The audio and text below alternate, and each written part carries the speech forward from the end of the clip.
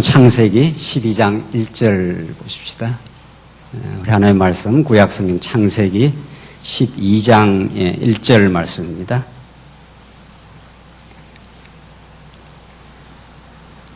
차이신 줄 알고 봉독 드리겠습니다. 구약성경 창세기 12장 1절 말씀입니다. 여호와께서 아브라함에게 이르시되 너는 너의 고향과 친척 아버지의 집을 떠나 내가 내게 보여줄 땅으로 가라. 내가 너로 큰 민족을 이루고 내게 복을 주어 내 이름을 창대하게 하리니 너는 복이 될지라. 너를 축복하는 자에게는 내가 복을 내리고 너를 저주하는 자에게는 내가 저주하리니 땅의 모든 족속이 너로 말미암아 복을 얻을 것이라 하신지라. 3절까지 우선 봉독 드렸습니다. 오늘은 성경 전체 계간 3강, 오늘 구약 역사서 전체에 대해서 우리가 복음을 확인하고 하나님이 어떠하신 분인지를 그 진리의 세계로 하나님께서 우리를 인도해 가시길 바랍니다.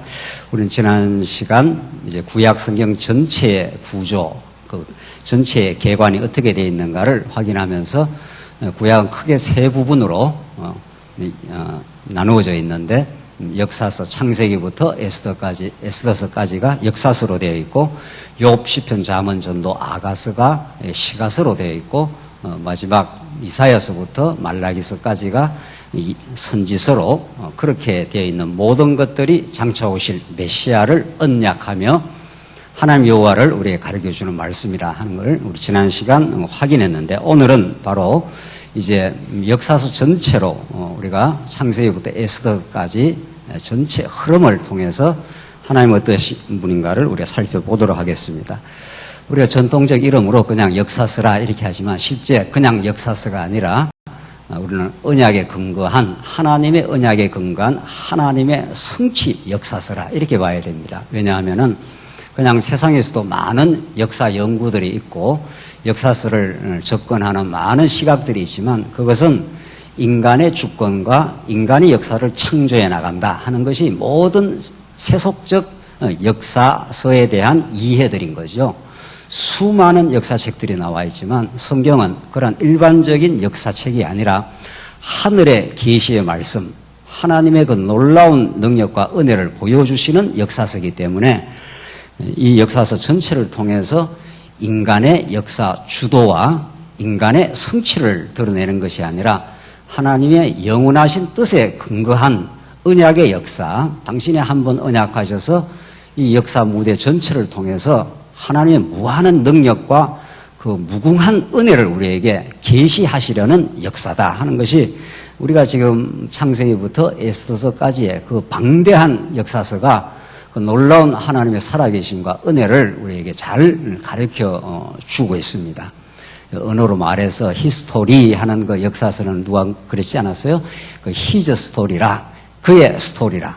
역사 전체가 하나님이 자기 이야기를 지금 하고 있는 거지. 거기에 우리는 인간은 하나님의 언약의 대상, 역사의 도구로서 부름을 받아서 그의 영광을 바라보도록 그렇게 지어져 있다. 그래서 역사 전체는 하나님의 살아계심을 증명하는 무대다 하는 것이 우리 첫 시간에 우리가 살펴본 내용인데 우리 지금 오늘 이제 역사서를 살펴가는 대전제가 하나님의 살아계심과 그의 영원한 뜻입니다. 그 뜻이 역사서를 통해서 이제 드러내는데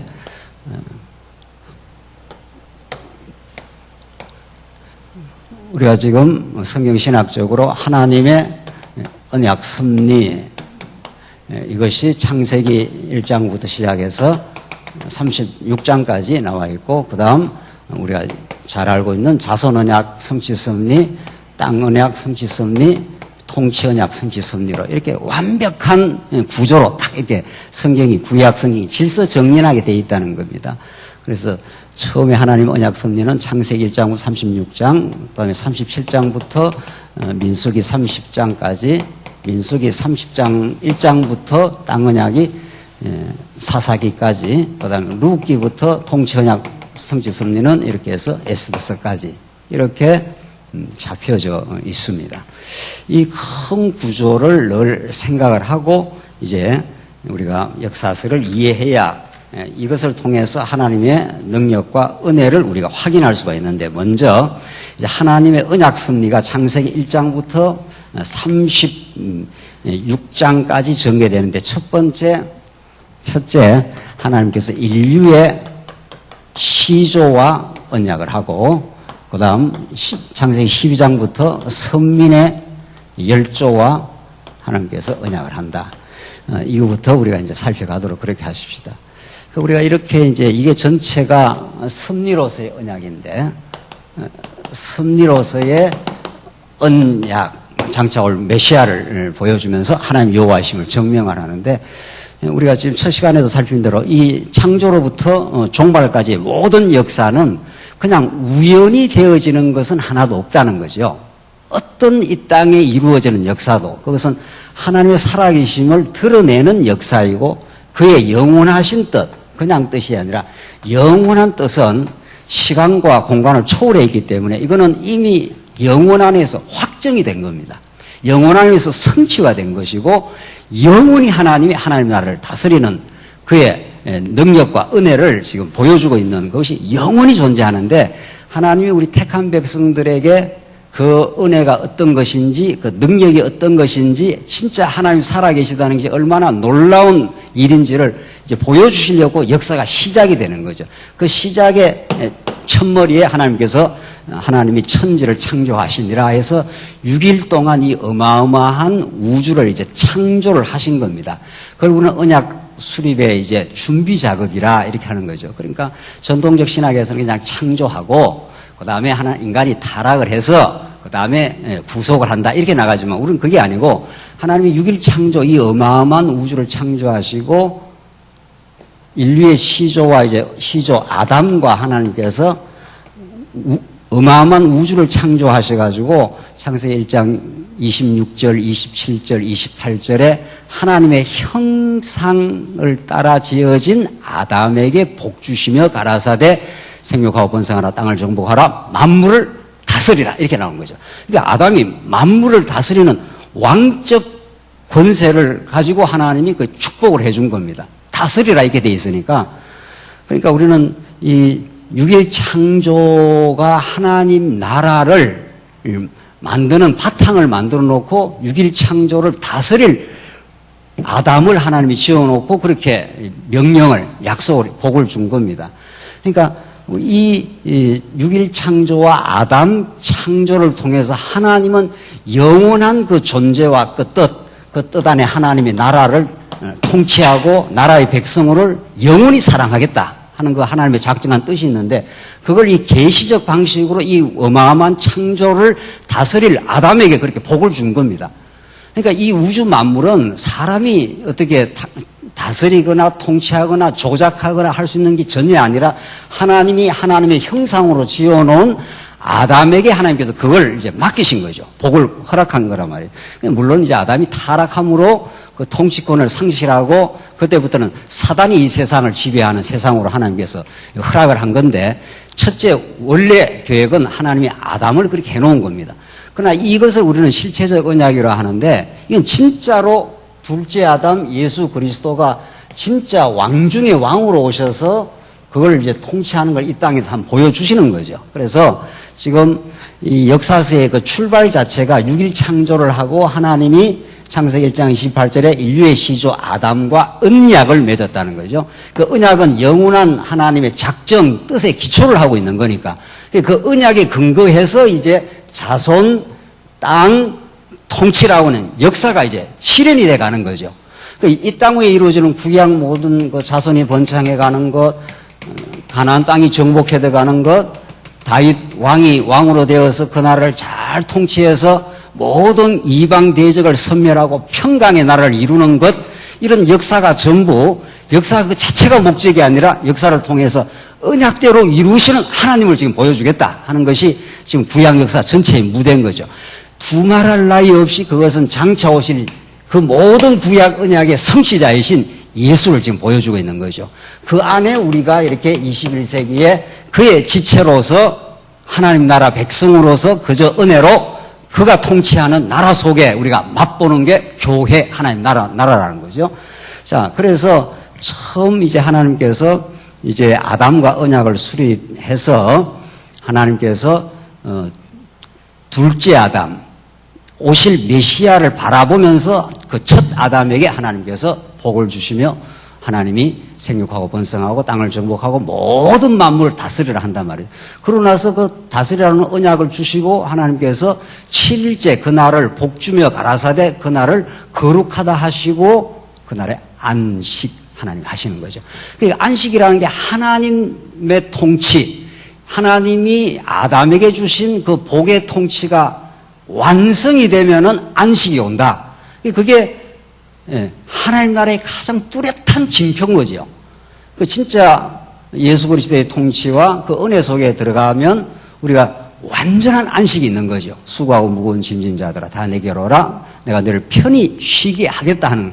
그러니까 진짜 복음이 복음대로 전거되고 진짜 둘째 아담 예수 그리스도의 통치 속에 들어가 있으면 진짜 세상이 아무리 요동을 쳐도 내가 너에게 주는 평안은 세상이 내게 주는 평안과 달라서 그 평안, 안식이 이루어지는 거죠. 그러니까 진짜 복음이 복음대로 전거되면은 그런 하나님 나라의 누림이 있는 거죠. 그걸 이미 창세기에서 하나님이 보여주신 겁니다. 그리고 나서 하나님이 선악과 율법을 주시는 거죠. 그 이제 하나님께 하시는 일이 참 묘한 거죠. 그냥 하나님께서 에덴 동산에서 다스릴 수 있는 그 권세를 아담에게 주시고 그분이 다스리면은 이제 안식이 오는 겁니다. 내가 나를 다스리려면 그때부터 피곤하고 힘들어지는 거고, 그분이 다스리는 통치 속에 들어가면 에덴이 하나님 나라가 되는 거죠. 그런데 하나님께서 이제 선악을 알게 하는 나무를 동시에 주시지 않습니까?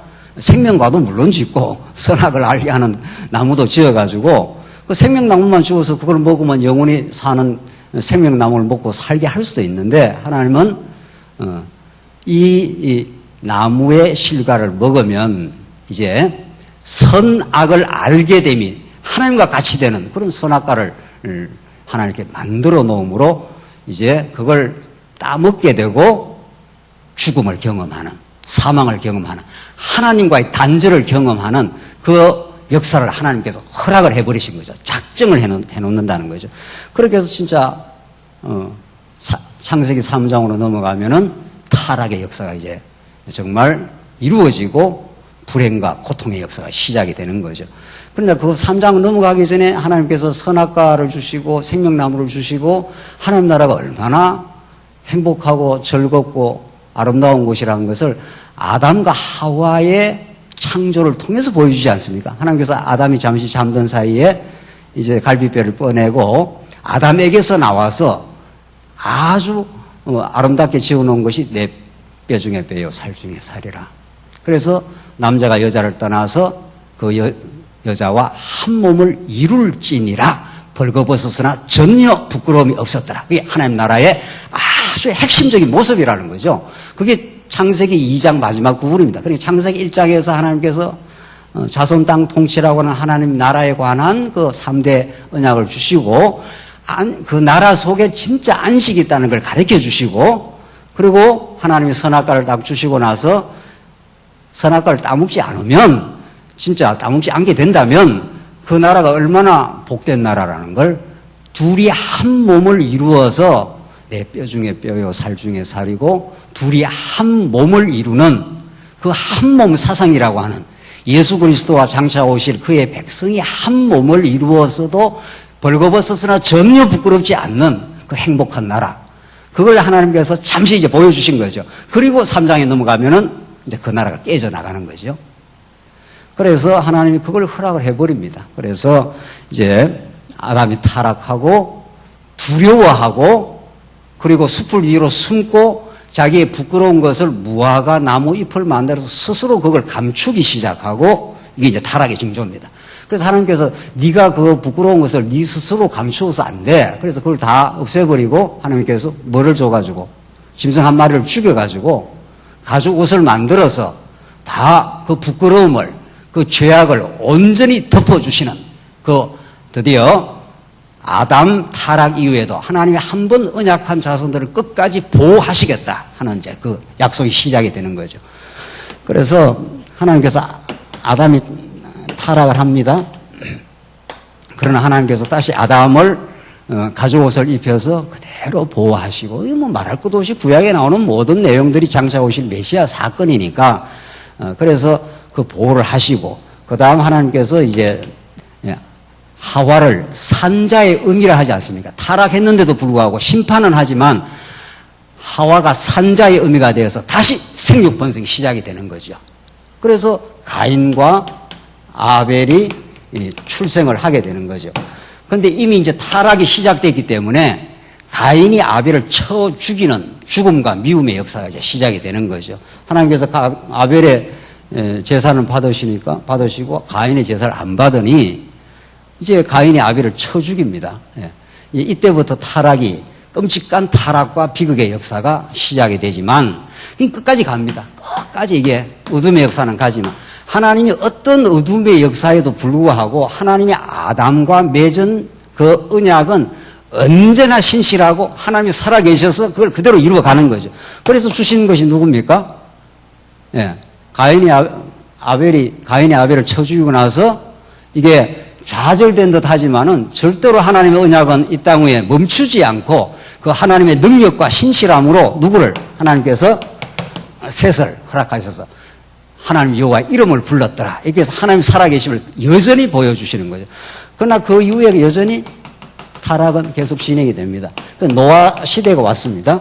노아 시대 모든 백성들이 하나님의 아들과 딸들이 서로 범죄하여 결혼하여 모든 자들이 하나님을 불순종하는 그 타락은 극에 달하기 시작하지만 하나님께서 은혜를 베푼 노아를 통해서 아담에게 주신 언약을 그대로 생육하고 번성하라, 땅을 정복하라 그대로 하나님께서 노아에게 주셔서 노아 8가족을 방주로 구원해 내심으로 하나님이 여전히 언약에 신실하신 여호와 하나님을 보여주시고, 노아 이후에 셈, 함, 야벳이 이루어지는데 또 세상이 얼마 가지 못해서 창세기 11장에서 뭐를 샀습니까? 바벨탑을. 모든 인류가 더욱더욱 내 이름을 내자 하늘 끝에 닿아서 우리가 다시는 홍수에서 화를 면하고 내 이름을 내기 위한 그 인간 타락의 작업이 계속 이루어집니다. 이 극치로 보여주는 거죠. 창세기 11장, 창세기 12장에서 아브라함을 하나님이 부를 때까지. 하나님께서 이 인간의 모든 하나님과 같이 되오는 시도들을 하나님께서 깨끗하게 흩어버리시고 그 중에 셈의 하나님을 찬송하리라고 한 약속한 대로 노아의 아들 중에 셈을 하나님께서 약속한 대로 셈의 아들 가운데서 누구를 불러냅니까? 아브라함 하나님을 불러내가지고 새로운 이제 구약적 하나님 나라 자손 땅 통치가 이제 이루어지는 거죠. 그래서 지금 하나님께서 처음에 아담에게 한 약속은 어떠한 경우에도 끊어지지 아니하고 계속 하나님께서 가인의 아벨을 쳐 죽여도 하나님께서 셋을 주시고 그 이후에 노아 시대 때 노아 8가족을 건져내시고 여전히 백성들은 인류가 바벨탑을 세워가지고 그 바벨탑은 모든 인류의 삶의 목표입니다. 그래서 계시록 가도 무너졌도다 큰 성 뭐라 그럽니까? 바벨론이요 하지 않습니까? 계시록에 가서도 마찬가지입니다. 하나님께서 인간들의 모든 허탄한 시도, 하나님과 같이 되고자 하는 시도, 자기 이름을 드러내는 시도를 하나님께서 깨끗하게 허물어버리고 하나님이 다시 하나님의 언약자손 아브라함 하나를 택해가지고 구약적 하나님 나라를 이제 이루어 가십니다. 이게 이제 구약에 계속되는 흐름입니다. 그래서 아브라함 하나를 딱 불러내가지고 내가 지시할 땅, 오늘 봉독드린 말씀입니다. 여호와께서 아브라함에게 이르시되 너는 너의 고향 친척 아비 집을 떠나 내가 내게 보여줄 땅으로 가라. 내가 너로 큰 민족을 이루고 내게 복을 주어 내 이름을 창대하게 하리니 너는 복이 될지라. 뭐 아브라함이 한 게 하나도 없습니다. 갈대아 우르에서 그 아버지 따라서 우상 장사하면서 우상 섬기고 있는 아브라함을 하나님이 찾아가시고 하나님이 복을 주시겠다고 약속하시고 그 12장 13장부터 시작해서 21장에 이삭이 출현할 때까지 하나님이 한 번도 아브라함을 떠나가지 않습니다. 그 하나님의 신실하심과 하나님의 끈질긴 언약적 사랑과 그의 무궁한 능력으로 하나님이 불가능한 상황 속에서 하나님께서 아브라함에게 언약을 이루시는 그 역사가 이제 창세기 12장부터 이제 집요하게 하나님의 그 역사가 이루어지는 거죠. 우리가 너무도 잘 아는 대로 그래서 12장, 13장 이제 계속 이제 지나가는데 하나님이 아브라함을 불러내어서 가나안 땅을 줬으면 가나안 땅에 살게 해야 되지 않습니까? 하나님께서 가나안 땅에 그냥 살게 하는 법이 없습니다. 기근을 일으켜갖고 아브라함이 어디로 내려갑니까? 애굽 땅으로. 무조건 한 번 도는 거죠. 애굽 땅에 내려가서 그때까지만 해도 믿음이 정착되기 전이니까 바로가 자기 부인이 워낙 예쁘니까 자기 부인을 어떻게 합니까? 팔아먹는 인간입니다. 그래가지고 자기 부인 팔아먹고 그래서 생존을 유지하는데 하나님은 여전히 아브라함에게 은혜로 듣고 그 언약의 신실함을 이제 이루어가는 거죠. 뭐 그뿐만 아닙니다. 10년이 지나도 자식이 하나 안 생기니까 하나님이 안 주시는 거죠. 그러니까 하나님은 언약을 하시고 얼마나 우리 인간이 스스로의 힘으로는 그 언약을 이룰 수 없다고 하는 밑바닥까지 꼭 끌어가는 거죠. 야, 이러면 안 된다. 진짜 불가능하다. 도저히 할 수 없다. 이건 하나님이 하셔야 된다. 여기까지 끌고 가는 거죠. 근데 10년이 지나도 안 생기니까 그때부터 인간 수단 방법이 나오는 거 아니겠어요? 그러니까 뭐 옆에 사라가 내 몸종이 있으니 하갈이 있으니 거기에 들어가서 우리의 수단 방법으로 뜻을 이룹시다. 그래 놓은 게 이스마엘입니다. 하나님 안 된다는 겁니다. 네 수단 방법으로 난 것은 약속으로 난 자가 아니기 때문에 안 돼. 하나님 그걸 꼭꼭 확인을 시키지 않습니까? 그 이스마엘은 약속으로 난 자, 허락으로 난 자가 아니기 때문에 내 유업을 이을 자가 아니다. 네 수단 방법 아무리 해도 하나님의 자손 언약은 하나님의 나라는 진짜 평강과 기쁨은 안 이루어진다. 이걸 하나님께서 보여주십니다. 그러고 나서도 몇 년이 더 지납니까? 99세가 되도록 85세에 그렇게 하나님께서 안 된다고 확인하고 그 이스마엘은 무럭무럭 자라지요. 자라봐야 아무 필요 없는 겁니다. 하나님의 뜻을 이루지는 못한다는 거죠. 그러니까 99세에 대해서 또 나타나서 하나님께서 내년 이맘때 낳는다 그러니까 무슨 소리 하는 겁니까? 그렇게 비웃었다는 거 아닙니까? 그 이삭이라는 게 그 비웃음이라는 뜻 아닙니까? 웃음이니까. 너는 비웃었어도 나는 하나님의 신실한 약속대로 이루어가. 그래서 도저히 불가능한 마른 막대기 같이 하나님 만들어 놓고 하나님의 능력으로 이제 21장에서 이삭을 낳도록 하시는 하나님입니다. 성경 어디를 봐도 그런 거죠. 그 불가능한 상황을 하나님께서 역전의 드라마를 만들어가지고 하나님이 하셨다는 걸 믿어지게 그렇게 만들어가는. 그러니까 믿음이라는 것은 우리가 열심히 믿는다고 믿는 게 아니라 도저히 안 되는 상황 속에서 하나님이 약속을 이루어 주시니 이 뭐 믿음이 찾아와서 믿어지는 거죠. 그러니까 네 자식 바쳐 자식의 가슴에다 칼을 꽂아 이 말이죠. 그래서 그걸 덜렁덜렁 데리고 이삭을 데리고 올라가는 거예요. 아버지 불과 나무 장작은 다 있는데 제물로 드릴 그 양이 제물이 어디에 있습니까? 그러니까 아브라함이 뭐라 그럽니까? 아브라함 믿음이 너무 좋아져 버렸어요. 하나님이 그 불가능한 속에서 하나님의 가능한 하나님의 능력을 보여주기 때문에 야 하나님 다 준비해 놨다. 그게 이제 가능한 일이겠냐면 자식 가슴에다 칼을 꽂는 일을 지금 하루 지금 올라가는 거 아니겠어요? 그러니까 믿어지는 것도 하나님의 기적이고 믿음의 행위도 어떻게 해요? 기적입니다. 우리가 이렇게 믿음 생활하는 거 하나님 믿어지는 거 이거 우리 지성이 이렇게 아주 밝아가지고 말씀이 잘 깨달아지는 게 아니고 이게 믿어지는 것도 기적입니다. 이거. 그래서 교회 봉사하는 것도 기적이라는 거죠. 그래서 아버지가 하나님 준비해놔서 그래서 칼을 들고 가슴에다 칼을 꽂으려고 하는 그 자리에 하나님께서 멈추시고 뒤에 돌아보니까 하나님께서 진짜 준비해놓은 어린 양이 숲을 가운데 여호와 이레로 장차 오실 예수 그리스도의 죽음으로 그렇게 하나님 준비시켜 놓고 하나님께서 새 역사를 만들어 가는 거죠. 그렇게 해서 언약이 이루어지기 전에 아브라함이 얼마나 불신앙하고 끝까지 안 믿고 하나님의 능력을 믿는 게 아니라 현실을 보는 거죠. 내가 지금 경수가 끊어졌는데 무슨 수로 지금 아들을 낳겠느냐고. 경수가 아니라 뭐가 다 죽었어도 하나님께 살린다는 거죠. 그래서 진짜 그 마지막에 예수님이 죽었다가 3일 만에 부활의 역사를 만들어낸 거죠. 이게 하나님의 언약 성취의 원리라는 겁니다. 이삭도 마찬가지고, 그래서 이게 선민의 열조가 아브라함, 이삭, 야곱으로 언약이 지금 계속 개성되어 가는데, 이삭도 부전자전이라고 여전히 부인 속여먹고 뭐 이렇게 되는 겁니다.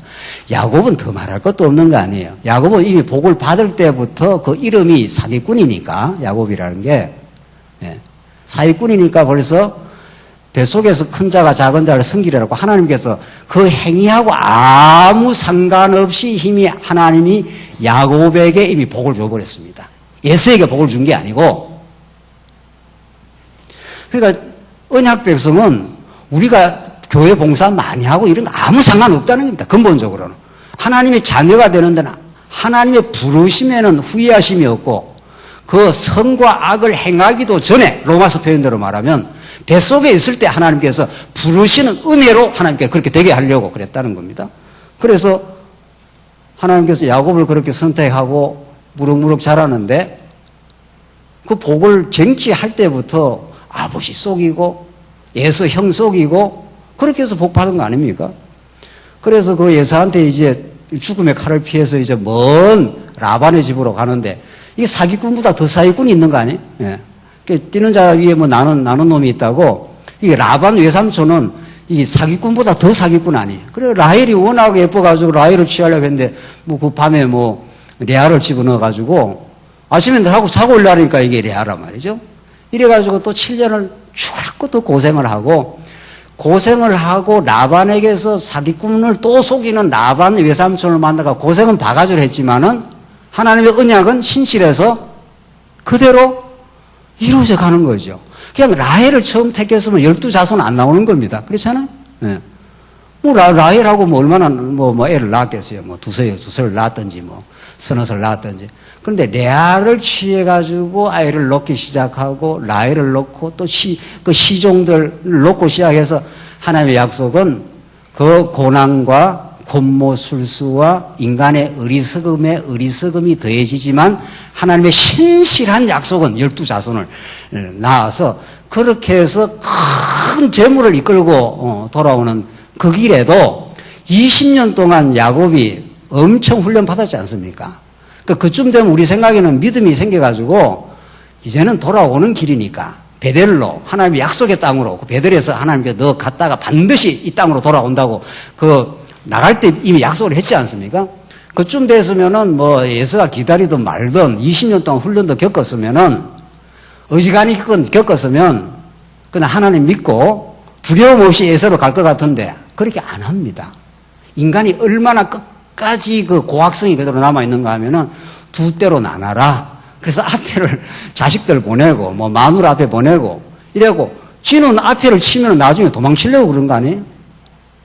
성경은 그런 인간의 자기중심성, 인간의 허탄한 자기계획, 자기 수단 방법을 그대로 노출을 시켜가지고 그걸 하나님께서 그냥 놔두면 되겠어요? 그래가지고 하나님이 야복강으로 불러내가지고 환도뼈를 들고 쳐가지고 하나님과 이겼다고 그저 선물로 그렇게 준 겁니다. 그 환도뼈는 생명의 씨가 들어있는 곳이니까 그냥 죽였다 이런 뜻이죠. 다시 꺾어가지고 지팡이 하나 옆에 끼워가지고 평생을 하나님을 의지하도록 살도록. 그래서 너는 그렇게 살았지만 너가 하나님을 이긴 자로 이스라엘이라고 이름을 바꾸어 줌으로 이스라엘 민족이 야곱 같은 어리석은 존재를 통해서도 하나님의 약속은 신실하게 이루어지는 이스라엘이라는 나라가 이제 출현하도록 그렇게 만드는 겁니다. 그 12지파를 통해서 자손을 통해서 이스라엘이 출현하도록 그렇게 하나님께서는 선민의 열조와 언약을 그렇게 신실하게 이제 계승을 해 갑니다. 그러니까 지금 1장에서 창세기 36장까지 내용만 보더라도 이 언약의 역사를 보더라도 하나님의 능력이 아니면 하나님의 신실하심이 아니면 하나님이 살아계시지 않으면 이렇게 야곱에서 12자손들이 번창을 해서 12자손에서 12지파가 나오고 나중에 70명이 들어가고 나중에 장정만 60만 대군이 나오는 드디어 자손 번창이라는 이 모든 그 놀라운 언약의 역사 성취가 하나님의 살아계심으로 그렇게 이루어진다는 겁니다. 이걸 구약은 너무도 생생한 역사의 방식으로 보여주기 때문에 이걸 우리가 제대로 읽기만 읽으면은 맞습니다. 역사는 우리가 이렇게 만들어가는 게 아니고 하나님의 영원한 그 존재 방식과 그 뜻이 있어서 그 로고스 안에 하나님의 나라 백성으로 우리를 만들어 놓고 영원히 를 보호해 주시겠다는 겁니다. 그래서 아브라함도 마찬가지고 이삭도 마찬가지고 야곱 같은 사기꾼을 하나님께서 환도뼈를 들고 치고 끝까지 야곱을 불러가지고 하나님 의지하는 백성을 삼아가시는 여호와 하나님의 권능이 드러나는 거죠. 이게 하나님의 언약 섭리입니다. 자, 그 다음에 자손 언약 성취 섭리로 넘어가는데 자손 언약 성취 섭리의 출발이 요셉을 어디로 보내는 겁니까? 요셉을 어디로? 애굽으로 보내는데 뭐로부터 시작합니까? 예, 형들의 범죄로부터 시작을 합니다. 이게 자손 언약을 이루시는 하나님의 섭리가. 그러니까 형들이 요셉을 팔아먹고 유다가 단독 범죄를 하고 그렇게 해서 요셉이 팔려가서 기구한 운명을 거치고 그래서 마지막 옥중에까지 내려가고 이렇게 바닥을 치면서도 하나님의 신실한 자손 번창은 하나님이 잊어버리질 않는 거죠. 그래서 요셉을 다시 옥 밖으로 이끌어내시고 그 형들과 화해하게 만들고 애굽 땅에서 하나님께서 자손을 번창하게 하는 그 역사를 만들어가는 거죠. 왜 그렇게 하시는가? 그것은 애굽에서 나오고 광야를 거치고 하나님의 약속의 땅으로 갈 때 너희들의 능력과 너희들의 의로움으로 된 게 하나도 없어. 하나님의 전적인 은혜요, 하나님의 살아계심이요, 하나님만 찬양하게 해서 그 백성들 알고 가장 행복하게 만드시려고. 그게 하나님 여호와 되심을 그렇게 이제 보여주는 거죠. 그래서 하나님은 그 자손을 번창하게 하실 때 자손을 보도하시고 형통케 그 범죄 가운데도 끝까지 하나님께서 그 자손들을 형통케 해서 그 자손들이 진짜 70명이 애굽 땅에서 들어가가지고 나중에 번창할 때 바로가 얼마나 학대를 합니까? 하나님이 그런 장치를 만들어 놓는 거죠. 하나님께서 가나안 땅을 주셨는데 가나안 땅을 이렇게 주셨으면은 이게 갈대아 우리에서 불러내가지고 이 땅을 주시고 여기에서 좋은 약속의 땅으로 정말 행복하고 즐거운 하나님만 섬기는 그런 땅으로 이미 주셨는데 여기 그냥 주시는 게 아니고 이제 이렇게 집어넣어가지고 400년 동안 애굽에서 종사를 하면서 이 애굽의 학대 속에서 60만 대군으로 그러니까 뭐 자녀들까지 다 치고 하면 수백만의 사람으로 하나님께서 번창하게 한다. 그래서 아무리 애굽의 바로의 권세가 강성해도 하나님의 언약을 막을 길이 없다. 이런 거죠. 그렇게 해서 진짜 이렇게 빠져나오는 역사가 있습니다. 그들을 도전해 갈 때 열재앙을 도전을 해도 바로가 또 강팍해지고 또 강팍해져서 나오질 못합니다. 하나님 그걸 계속 보여주는 겁니다. 그러니까 진짜 자손들이 해방하고 승리하는 것은 열재앙으로 되지 않는 너희들에게 하나님이 준비해 놓은 유월절 어린 양의 핏값으로 너희들이 해방한다.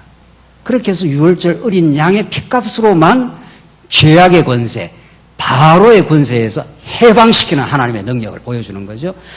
그렇게 해서 끌고 나와가지고 바로 열흘 길만 하면 갈 수 있는 길이 뻘뻘증하게 있는데 하나님은 그렇게 하시 아니하시고 홍해바다로 인도하시고 넘실대는 홍해바다가 앞에 기다리고 있고 뒤에는 바로의 군대를 또 강팍하게 만들어서 앞에는 홍해바다, 뒤에는 바로의 군대. 이게 하나님이 여호와 되심을 보여주는 방식입니다. 이스라엘 백성들이 자기 힘으로는 도저히 유월절 어린 양이 아니면 해방 자체가 안 되는 거고 홍해바다가 앞에 가로져 있기 때문에 하나님의 능력이 하면 홍해바다를 통과할 수가 없고 그렇습니다. 그래 한 사건 한 사건이 인간의 무능력을 보여주시고 하나님의 전능하신 능력을 보여주는 역사가 이게 언약 성취의 역사인 겁니다. 그러니까 우리는 진짜 이걸 이렇게 하나하나 배워가면서 진짜 하나님의 능력이 아니면 하나도 되지 않습니다. 자손들을 하나님께서 해방시키고 이 자손들을 보호하시는 것이 이스라엘 백성들의 재주로 이스라엘 백성들의 지혜로 홍해바다를 무슨 수로 이스라엘 백성이 건너가느냐. 하나님께서 홍해바다 밑에다 길을 딱 준비해 놓고 그 홍해를 갈라지게 해서 할렐루야 하도록 그렇게 만드시는 거죠. 그래서 홍해바다를 건너서 신광야에서 아말렉 전쟁에서 대승리를 구가하게 해가지고 진짜 여호와 하나님의 능력으로 우리가 애굽 400년 종살이에서 해방되고 승리를 맛봤습니다. 이렇게 되는 거죠. 그러나 그 백성들은 조금 가지 못하면 또 엄청 원망하고 불평을 합니다. 그래서 하나님께서 이 자손 언약을 이룰 때 두 번째 여기서 시내산 언약을 줘가지고 여호와 하나님을 기억하도록 그들이 범죄할 때마다 하나님께서 규례를 줘가지고 성전에 찾아와서 여호와 하나님의 은혜로 그들이 잘 번창해 가도록. 그러니까 시내산 언약이 없으면은 여기 이제 시내산 언약인데 여기 번창하고 시내산 언약을 다시 줘가지고 광야에서 잘 여호와 하나님이 꼭 붙들도록 범죄한 백성들이 양의 한 마리 가져와서 성막으로 와서 그 피를 뿌려서 여호와 하나님이 응답하게 해서 우리가 하나님의 자손으로서 하나님이 자손들을 지켜가신다고 하는 걸 꼭 기억하도록 그렇게 만들어 주시는 거죠. 그런 장치를 하나님께 딱 해놓고 광야로 이끌어가는 거죠. 우리가 지금 광야길 걸어가고 있지 않습니까? 그 광야길 걸어갈 때마다 범죄할 때마다 하나님께서 옛사람을 늘 애굽에서 난 백성들을 하나하나 죽이고 여기서 1차 시련, 2차 시련, 3차 시련 이렇게 겪어나가면서 애굽에서 나온 자를 하나하나 죽여가면서 다시 성막에서 살려나가는 역사를 계속 이게 이 광야의 의미입니다. 그러니까 우리가 왜 광야를 이렇게 걸어가고 있는가? 아하, 하나님 여호와가 능력이 아니면은 그의 긍휼과 자비가 아니면은 우리는 광야에서 전멸을 당해야 됩니다. 그러니까 애굽에서 나온 자를 진짜 다 전멸을 시키지만 광야에서 새로 난 자들을 하나님께서 계속 훈련시켜가지고 자손 언약을 계속 이루어 가시는 거죠. 그런 여호와 하나님을 지금 보여주신다 하는 게 자손 번창이라는 겁니다. 그래서 정말 이 자손 언약 성취 섭리 하나하나가 구약에서 하나님의 능력과 은혜가 아니면은 그 여호와 대심이 아니면은 그의 살아계심에 의해서 그 자손 언약들을 계속 하나님의 능력으로 보여주신다는 걸 보여주시고 이제 땅 언약 성취 섭리로 그렇게 넘어가지 않습니까? 그래서 요단 동편 땅을 하나님께서 정복하게 하시고 그 다음 신명기 언약을 주셔서 다시 언약이 들어가는 거죠. 너희들 어떻게 해서 이 땅 왔는 줄 알아? 과거 회고를 하지 않습니까? 너희들은 다 범죄하고 가데스 바냐에서 또 하나님 앞에 원망하고 다 못 들어간다고 좌절하고 그러나 너희들 이 모압 동편 땅까지 왔지 않았느냐? 이 땅에 꼭 들어간다. 이제 가나안 땅 진짜 본격적으로 들어가거든. 여호와 하나님을 기억해라. 너희들이 너희들의 의로움으로 들어온 게 아니다. 내가 약속한 대로 자손들을 하나님께서 번창시킬 뿐 아니라 땅을 하나님이 주셨기 때문에 그 땅에서 여호와 하나님을 기억해라. 그게 하나님이 율법을 줘가지고 율법을 지킬 때마다 범죄하지 않습니까? 범죄할 때 규례에서 양 한 마리 잡아 드릴 때마다 여호와 하나님을 땅을 주신 자손을 번창케 하신 그 여호와 하나님을 기억하도록 하나님께서 신명기 언약을 주시고 미래에 너희들 또 배부르고 살찌면 너희들 나를 또 떠나가. 그러나 내가 너희들 다 속죄하여 다 돌이키게 하나님께 하겠다. 이게 신명기 언약입니다. 그래서 하나님은 그 땅에서 한 번은 내보내기는 하지만은 다시 언약에 근거해서 돌이키시는 여호와 하나님을 미리 신명기에서 언약을 하고 그 다음 요단 본격적인 서편 땅을 진입도 하게 하고 그 철벽 같은 여리고성을 하나님께서 정복하게도 하시고 정복만 한 게 아니라 하나님이 다 분배까지 해가지고 미정복지까지 우리 여호수아서 공부한 것처럼 미정복지까지 하나님이 다 분배해서 나누어 주시는 여호와 하나님인 거죠. 그래서 이 땅은 너희들의 능력으로 된 게 아니야.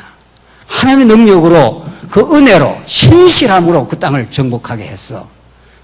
그걸 하나님께서 여전히 깨닫게 하시고 그리고 나서 하나님께서 사사기를 인도하시는데 그 땅에서 하나님께서 언약 자손들을 시험을 하지 않습니까?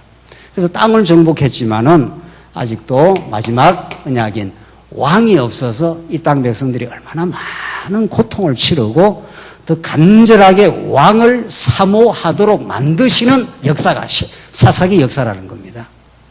그러니까 지금 우리가 자손 언약, 땅 언약, 지금 통치 언약 하면서 이게 전부 우리 삶 속에서 원리적으로 그대로 이루어지는 내용들입니다.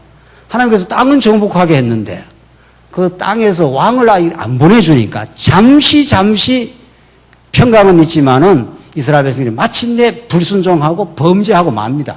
사사 말기에 말할 수 없는 혼란과 고통을 치를 때 하나님께서 룻기에서 엘리멜렉 가문에서 사사들이 통치하던 그때에 엘리멜렉 가문에서 하나님께서 룻이라는 이방 여자 하나를 끈으로 해가지고 그 축복의 끈으로 해서 보아스를 만나가지고 다윗 왕을 출현시키므로 그 땅에 새로운 평강의 나라가 이루어지는 그 단서를 만드시는 하나님입니다. 그러니까 이스라엘 백성들이 한 일이 없습니다. 이스라엘 백성은 사사기에서 범죄하고 끝까지 불순종합니다.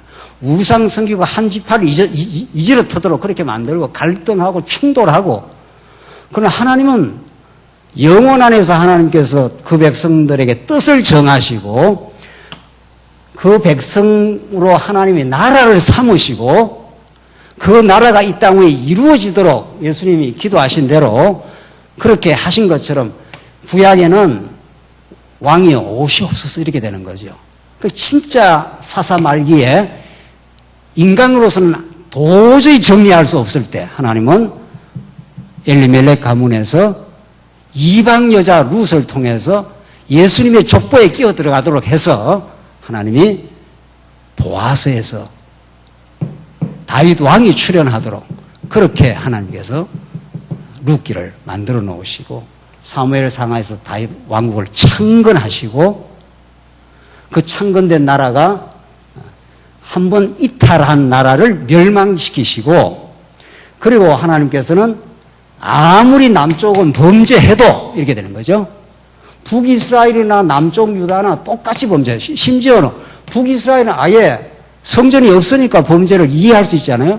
남쪽 유다는 성전이 있는데 아세라 목상, 발신 여전히 섬깁니다. 여전히. 그러니까 범죄는 우리가 21세기 사는 우리 안에 예수 안 믿는 사람은 하나님께서 간섭도 안 합니다. 그건 아예 멸망 자식이니까. 우리 예배당 안에, 우리 예수 믿는 우리 안에도 얼마든지 우상 섬기고 어리석음이 있는 겁니다. 그걸 깨달으면 하나님께서 여전히 역대기 상하에서 그 왕국을 계승시킨다는 겁니다. 우리 안에 우상이 없습니까? 얼마든지 있는 거죠. 얼마든지. 그러나 하나님께서 한 번 언약한 나라를 끝까지 하나님께서 계승을 시켜간다. 역대기 상하에서. 그래서 내가 여호와 아니냐. 그래서 깨닫게 하기 위해서 70년 포로를 보내가지고 그들을 완전히 한번 회파시켰다가 70년 포로에 잡혀가게 해서 그 고토를 간절하게 기도하도록 그렇게 만드시고, 하나님 다시 약속대로 돌아가게 하시옵소서. 우리가 잘못했습니다. 하나님 약속한 땅을 다시 회복시켜 주시옵소서. 당신이 약속했지 않습니까? 그래서 하나님께서 예레미야로 하여금 예레미야의 입으로 약속하신 그 언약을 이루시려고 하나님께서 바사왕 고레스의 마음을 감동시켜서 가고 이 기적이 일어나게 하는 거죠. 바벨론에서 돌아올 수 없는 겁니다. 도저히 돌아올 수가 없습니다. 그래서 돌아오자마자 성전 짓고 에스라 느헤미야의 성곽 짓고 찬양하고 그렇게 만드시는 여호와입니다. 가장 많은 그 찬양이 터져 나오도록 역사 말기에 그렇게 에스라 느헤미야 에스더에서 하나님의 약속대로 다윗 왕국을 회복시키는 여호와 하나님을 보여주는 거죠. 이게 우리 구약 전체의 그 통치 언약을 이루시는 여호와 하나님이십니다. 이렇게 내가 살아있지 않느냐. 한 번 내가 약속한 것은 너희들은 끝없이 범죄하고 끝없이 수잔 방법을 사용해도 내가 자손들을 이렇게 끝까지 번창하고 보호해. 너희들의 힘으로서 애굽에서 나올 수 없어. 홍해바다 건널 수 없어. 내가 건너게 하는 거야. 그래서 내가 자손 언약을 이루어. 땅 다 좌절했습니다. 아무도 못 들어간다 했습니다. 그러나 내가 여호수아를 앞세워서 인도해. 사사말기에 혼란하고 부패했던 그 나라를 하나님께서 약속의 유다 지파에서 다윗 왕이 출현하게 해서 강건한 나라를 이루신 하나님은, 자, 오늘 여기까지가 구약 정리가 된 건데, 자손 언약, 땅 언약, 통치 언약, 이 모든 것들은 구약의 그림자 아닙니까? 육적인 방식으로 이것은 장차 오실 메시아 사건에서 구약에서 아브라함과 다윗의 자손 예수 그리스도의 세계라. 그래서 갈라디아서에서 구약의 자손들이라 하지 않고, 갈라디아서 3장 16절에 내가 자손들이라 하지 않고 자손이라고 하겠다. 그 단수로 쓰겠다 이렇게 말합니다. 그러니까 구약의 자손들이 얼마나 많이 나왔습니까? 아담부터 시작해갖고 아담부터 시작해서 아담에서 셋 나오고 셋에서 노아 나오고 아브라함 나오고 이렇게 해서 계속 자손이 수백만이 번창되어 있어요. 그러니까 하나님 눈에는 자손들이 중요한 게 아니고 누가 중요합니까? 구약의 그 수많은 자손들이 이렇게 계승되어 가는 것은 장차 오실 진짜 언약의 자손 누구? 예수 한 사람에게 적중이 됩니다. 그러니까 내가 자손들이라 하지 않고 자손이라 하겠다. 갈라디아서에서. 그 구약의 모든 자손들은 진짜 아브라함과 다윗의 자손, 그 제라라고 하는 씨, 생명. 그 예수 안에서 진짜 자손, 진짜 씨, 죽었다고 부활의 생명으로 드러나는 예수 그리스도 안에서 성취가 되겠다 이런 뜻입니다. 그 씨를 우리가 받아가지고 우리도 부활이요 생명이 되는 거죠. 그 구약에는 이런 자손으로 이어지지만 그 수많은 자손들이 신약의 그 모든 것들이 섭리로서의 언약이니까 예수 한 분에서 이루어진다 이런 뜻입니다. 그러니까 여러분과 저에게는 이제 구약을 쭉 공부를 하고 공부하고 나서 지금 누가 중요한 겁니까? 아하, 진짜 언약의 자손 예수가 오셔서 우리의 생명이 되어 주시는구나. 그래서 겨자씨 하나를 작은 거 심으면 그게 뭐가 된다는 겁니까? 거목이 된다는 겁니다. 그게 하나님 나라가. 그러면 새들이 깃든다고 하잖아요. 그러니까 우리 오늘 얘기도 지금 뭐가 중요한 겁니까?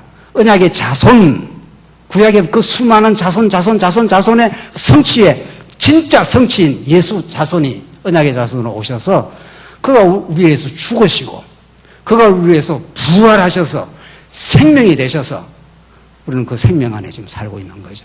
그래야 하나님이 보이는 겁니다, 이제. 그래야 하나님 그 역사라는 거는, 이 역사는 전부 다 사실은 역사는 드러난 거 아니겠어요? 드러난 거, 보이는 거 아닙니까? 이 보이는 것은 보이지 않는 것, 보이는 것은 잠깐이요. 보이지 않는 것은 어떠냐고요? 이게 영원한 겁니다. 그러니까 하나님 구약의 이런 자손 언약, 땅 언약, 통치 언약은 첫 번째 이 자손이 예수가 진짜 하늘의 밀알이 되어서 썩지 않으면 하늘로 있지만은 썩어 부패해서 사라지면 수많은 생명을 탄생시키는 거죠. 사과 안에 사과 몇이 들어있습니까? 다시 한번 물어보죠. 사과 안에 사과가 몇 개 들어있어요? 사과 씨앗 안에 몇 개가 들어있습니까? 무한대가 들어있죠, 무한대가. 그러니까 우리는 다, 구약은 다 공부하고 나면은 딱 요분 안에서 하나님 여호와를 증명해내고 있습니다. 그러니까 예수에 붙기만 하면은 나는 포도나무에 너희는 어떻게 해요? 가시니 네가 붙어만 있으면 너희는 주렁주렁 막 열매가 맺힌다는 겁니다. 그게 평강과 희락과 화평과 사랑과 즐거움과 하나님을 찬양함과 하나님 살아계심과 하나님 무한한 능력과 그 자비와 그 천국 속에 그 예수 씨앗이 그 생명이 나는 부활이요 생명이니 이렇게 되는 거예요.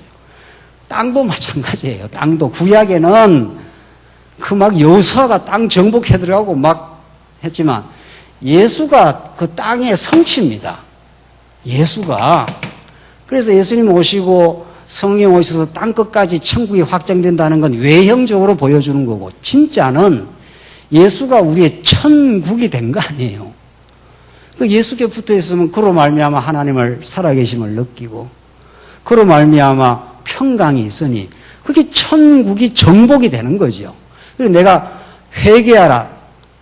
천국이 어떻게 해요? 가까이 왔느니라 그러지 않습니까? 예수님만 천국이에요. 예수 아니면 천하 없는 돈을 많이 벌고 천하 없는 권력을 가져도 천국이 없어요. 구약의 여호수아가 쾅쾅 막 땅을 정복해 들어가는 것은 예수가 이 땅에 오셔서 이 땅 위에 하나님 나라를 이루시고 16세기에 이루고 20세기에 말씀운동으로 이루시고 지금 앞으로 중국 땅으로 하나님 나라가 쾅쾅 지금 이루어져 간다. 그리고 여러분과 제 마음속에도 당신이 통치자입니다. 이렇게 되는 거죠. 마지막으로 통치를 해주겠다는 건데 다윗 왕보다 더 우월하신 진짜 왕, 그 왕은 권력으로 다스리는 왕이 아니라 섬김으로 다스려주는, 그의 죽음으로 사랑으로 통치를 해주는 진짜 왕. 너희들은 다 큰 자 되고 싶어 하지만 너희들은 너희가 추구하는 것도 뭔지 몰라. 이게 예수님이 하시는 말씀 아닙니까? 나는 너희의 대속 제물로 와서 내가 너희를 지배하러 온 게 아니라 섬기러 왔다고. 그래서 진짜 예수 왕은 죽음과 부활로서 하나님 나라를 통치해 주고 있습니다. 지금도. 그의 무궁한 은혜와 사랑으로 지금 통치하고 있습니다. 그 안에 있을 때 우리가 하나님 나라를 누리게 되는 거죠. 교회가 뭡니까? 그건 그분의 통치가 있는 곳. 그래서 구약의 모든 자손, 땅, 진짜 통치는 구약의 그 다윗이 이방 대적을 섬멸하고 한 그 통치는 예수가 이 땅에 진짜 오셔서 진정한 통치, 우리를 섬김으로 통치해 주시는, 사랑으로 통치해 주시는, 그래서 출현한 것이 이 땅에 세상 나라와 다른 하나님 나라의 교회라는 거죠. 그 교회에서 점점 일꾼이 된다는 것은 무슨 세상의 권력을 많이 가지는 게 아니라 점점 교회를 섬기는 자로, 교회를 사랑하는 자로, 교회를 위해서 우리가 헌신하고 수고하는 자로, 거룩한 산 제물로 드리는 영적 예배를 드리는 자로, 그렇게 하나님께서 우리를 붙들어 가시는 거죠. 그래서 우리는 예수 한 분 속에서 진짜 하나님 살아계심이, 그의 무한한 능력이, 그 예수가 보내신 성령 안에서 여러분과 저가 지금도 통치되고 오늘도 우리가 그분의 안에서 우리가 살아가고 있습니다. 우리는 그 놀라운 하나님의 은혜가 아니면은 이 땅을 어떤 권세도, 어떤 세력도, 어떤 인간의 시도들도 이 땅에 천국을 이룰 수 없다는 걸 확정하면서 그분이 이루시는 마음의 천국, 진짜 교회, 진짜 복됨이 우리에게 있습니다. 기도하십시다. 자비하신 하나님 아버지, 은혜를 감사합니다. 하나님 구약의 모든 역사를 통해서 보이지 아니하시는, 그러나 진짜로 살아계시는 여호와 하나님을 우리에게 가르쳐 주셔서 감사합니다. 예수 안에서 우리 이제 아버지가 되어주시고 우리의 그 허망한 죄악들을 다 덮으시고 그 신실하신 능력으로 우리의 생명과 우리의 길이 되어 주셔서 참으로 감사합니다. 우리는 예수님 안에서 우리 하나님 여호와를 바라보는 교회 되게 하셔서 교회 겪는 모든 시름들이 이제 주 안에서 참된 평강으로 탈바꿈되고 새로운 역사가 이루어지도록 하나님께서 역사하시옵소서. 예수님 이름으로 기도하옵나이다. 아멘.